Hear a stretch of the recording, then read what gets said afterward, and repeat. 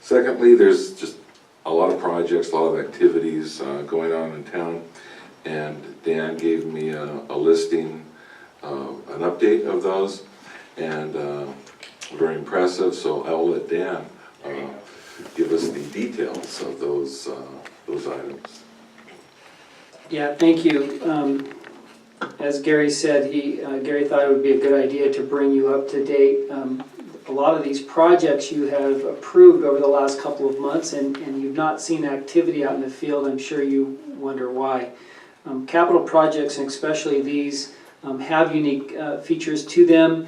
There's been a lot of work in the office working with the contractor, getting their insurances all in line, getting the submittals. There's a lot of submittals with these projects that have to be approved and make sure that they meet the specifications. So for example, we may call out a certain item or approved equal. They have to make a submittal. We need to make sure it meets the specification of the city. So we are wrapping that up on many of them. Malaga Park will be the first one. The date that I have on Begin is a date that I think the public will actually see them in the field, when they'll actually bring their Tonka toys out and start moving dirt and pushing things around. So Malaga Park, we've been busy. We're in the final strokes. November 6th should be a begin. There should be an end that first week of January.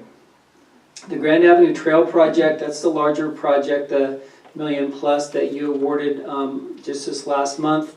The big lead time on that project is we have a pedestrian bridge that goes over Riverside County Flood Control. We were very specific on the type of bridge. There's a long lead time. We wrote that into the specifications. We knew that this would be a late start. We did allow the contractor to start earlier. They felt that they would just wait until this all came together. So we were working close with them. We believe that week of Thanksgiving that they'll probably start at least mobilizing and bringing their stuff up, setting up their yard, and we should be complete with that project. Once they get going, it'll go pretty fast. We'll be done by the end of January. The bike project was the larger. We brought that to you. The meeting, past meeting, we did reject the bids because of irregularities.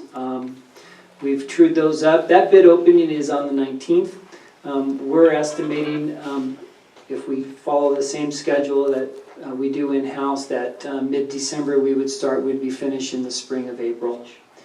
The other couple projects that there has been a lot of discussion throughout the community and from the various members of councils, Bunny Canyon Road.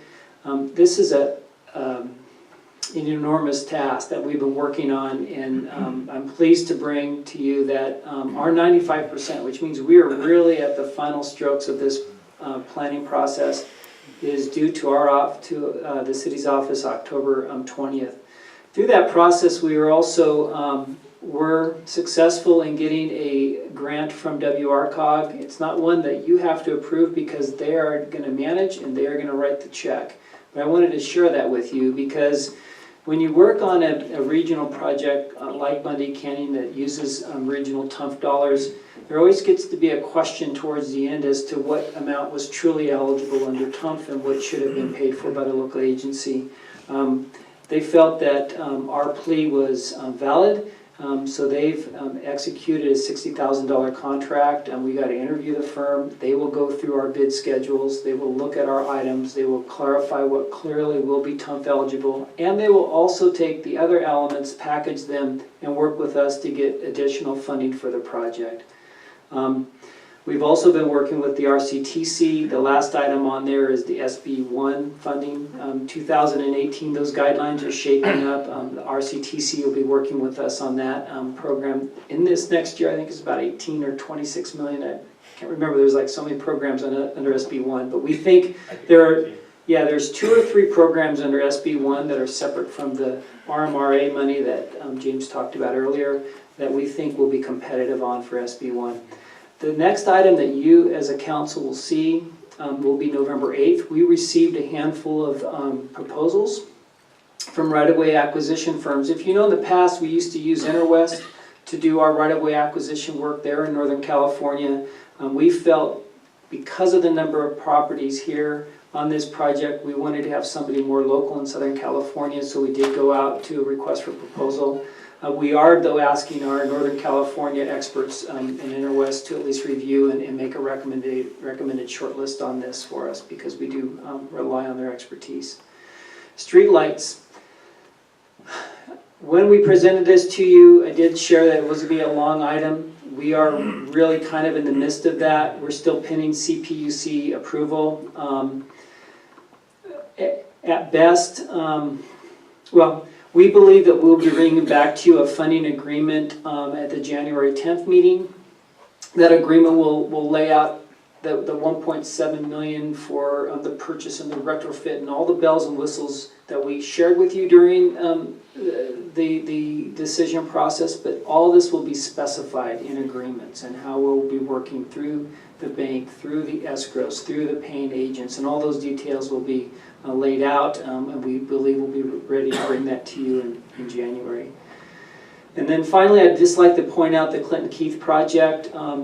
Many of you, if you drive to the end, to the east, by Interstate 215, you'll see there's a construction there at Whitewood. That is the beginning of the extension of Clinton Keith that will take them to State Route 79 in Winchester. We believe that once that's collected, based on our preliminary numbers, that we could have upwards to 14,000 additional vehicles coming through our city. There's good and bad with that, right? I mean, the good is it's going to help our Miracle Mile, all of our commercial and whatnot, but the bad is it's going to congest us, and we're going to need the extra lane capacity. We have 100% improvement plans for Clinton Keith. It's partial funded.